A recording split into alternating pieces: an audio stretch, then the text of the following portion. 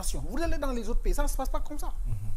Quand un citoyen, quelle que soit son importance ou sa position politique, qui l'a amené à abuser, ñu ci bëri ci ñi ngay dégg ñuy coow ay politiciens lañ yu amoon benn position bu favorable def ay njaaxum ak ay ñaawteef yoo xam ne seen position boobu moo taxoon.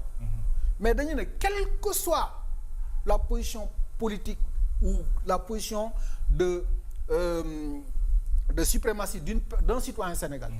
warul mën a génn le système de la justice su ko yoon waree topp daf ko war a topp man ça me fait mal que l'on singularise Farba Ngom ou X ou Y pour parler de lui comme si en prison il y a pas d'autres prisonniers.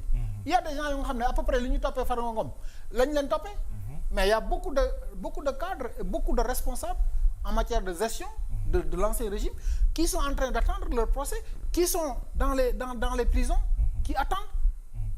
Il y en a ñi ngi ci war a ñi ci war a woo ñi ci war a woo non d'abord c'est pas une affaire de régime, c'est une affaire de la justice. La question de la justice n'est pas une affaire de régime. Incarné par un régime. Ouais, non, c'est-à-dire que c'est pas le président Diomaye qui va appeler quelqu'un pour le juger.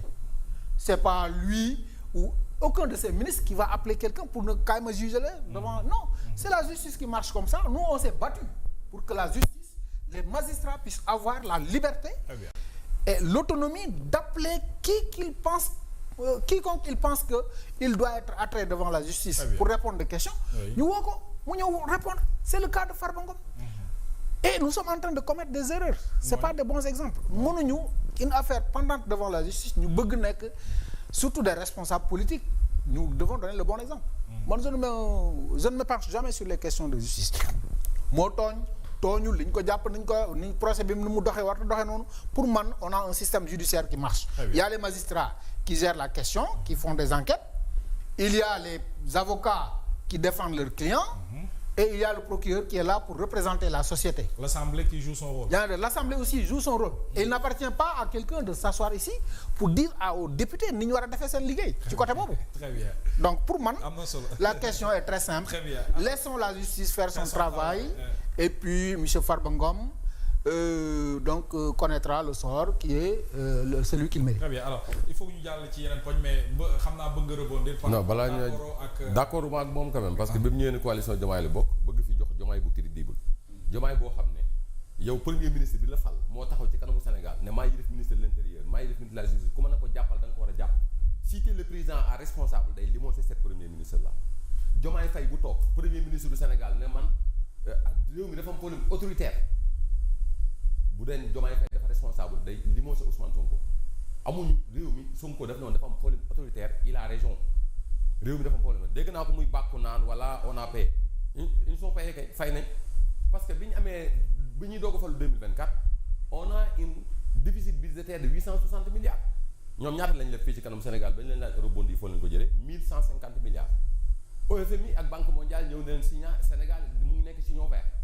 mais bi Sénégal nekkee signon vert FMI ak Banque mondiale ne leen yéen da ngeen a leb 1150 milliards loolu leen koy doyee parce que yéen vous êtes une déficit budgétaire de 860 milliards 860 milliards ngeen woon jël ngeen dem jël ci eurobond 450 milliards 450 milliards yi Macky Sall mu ngi doon jëlee mu ngi mujjee jël 508 milliards ci bi ñu amee problème ëmët 2021 yi ak Covid-19 nga xam ne Sénégal mu ngi woon ci crise économique mais mu ngi jëlee woon taux de intérêt 5,35%. Mais durée de 16 ans la. yéen ngeen jël 450 milliards taux de intérêt 7,75% durée de 7 ans. Ana l'efficacité du gouvernement ngeen dem deuxième partie bi ngeen dem arrêter secteur BTP ci ay tappale ki caaxaan yoo xam ne vous n'avez aucune expérience bi ngeen ko audité 61% ñu ngi en règle lan la causé Sénégal deuxième rapport trimestriel bi Sénégal dafa am déficit de 800 milliards moo tax bi Sonko def conférence de presse ne Sénégal Macky Sall mu ñu déclaré woon 5,3 mais ñu ngi ko fekk 10,3 ma ne ko wax dëgg li nga wax dafa yow da nga ma xool deuxième rapport trimestriel bi lan moo ci nekk yaa ngi amoon année bi yëpp 860 milliards de déficit nga ñëw deuxième rapport trimestriel bi nga am 800 milliards loolu moo indi 5 yooyu ak 5 yële muy 10,3 ma ne ko troisième rapport trimestriel bi Diomaye ne 5 yi ñu ngi en règle 60% yi nañ commencé troisième rapport trimestriel ba 600 milliards nañu amaat déficit muy 2300 milliards sur 3 trimestres ñu attaqué leen fii ñu nëbbu rapport trimestriel bi bu dernière année 2024 ak 2025 ba presque bi yëpp attaqué leen ñu doog ko génne ba pare nëbbu fonctionnement de l'État ñu ne Diomaye mu ngi liggéey Diomaye bu fekkoon ne am na lu muy redressé pays bi xam nga lu muy njëkkee yoon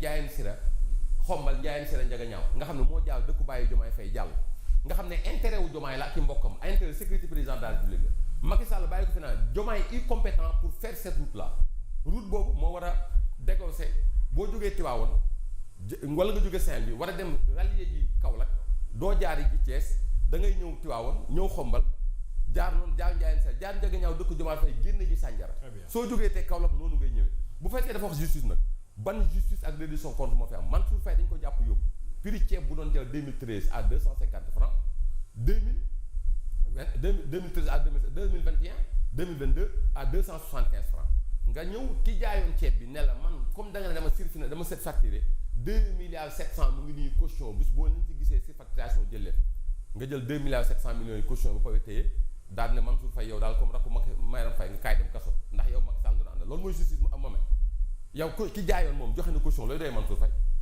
léegi Mansour Faye bi mu demee 30 minutes devant le juge la génn dem ñibbi këram Moustapha Diop dañ ko auditionné sur le fond du dossier dafa rendre compte ba mu des 12 millions ñu dem jëli waat dossier Tabaski Ngom boo xam ne Tabaski Ngom li mu wax dara correspondre ci ba avocat bi dafa mu jënd Tabaski Ngom daa dof loolu mooy justice Farba Ngom nga jàpp ko nga ne justice moo am ci réew mi sa Farba Ngom nga jàpp ko bu 125 milliards yi duggul ci compte am